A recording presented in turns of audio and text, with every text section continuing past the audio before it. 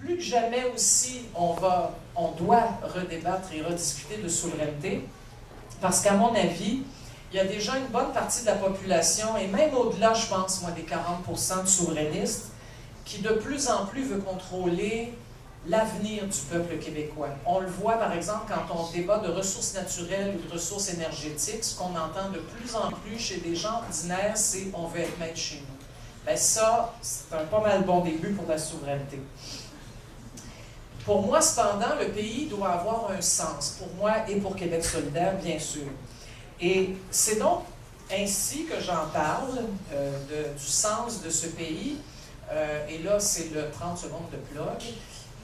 Dans le chapitre d'un livre à paraître bientôt.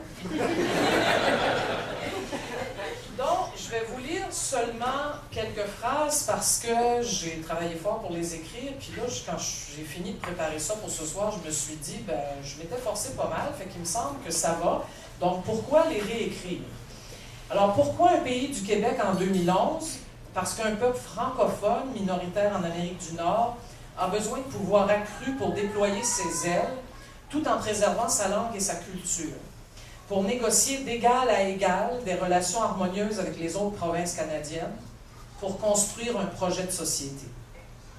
Comment le Québec, par exemple, peut-il mettre en valeur des politiques fondées, peut-il mettre, en application des politiques fondées sur ses valeurs en ce qui a trait à la justice, à l'environnement ou à la famille, alors que le gouvernement fédéral agit avec d'autres valeurs? Quand le Québec pourra-t-il s'exprimer lui-même sur la scène internationale? La moitié de nos impôts sont payés à Ottawa. N'aimerions-nous pas en disposer complètement pour effectuer nos propres choix?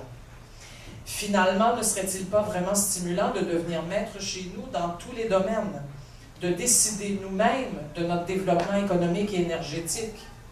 Pourquoi ne pas être complètement responsable de notre fleuve Saint-Laurent, de la frontière ontarienne jusqu'à la mer?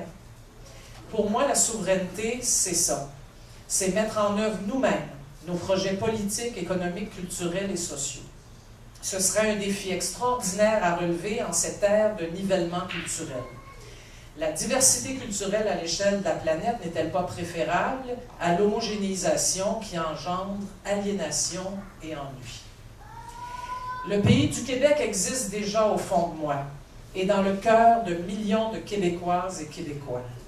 Le pays, ce n'est pas d'abord une chicane constitutionnelle, c'est une histoire, une culture, des institutions démocratiques, des valeurs partagées, une terre, des luttes et des projets.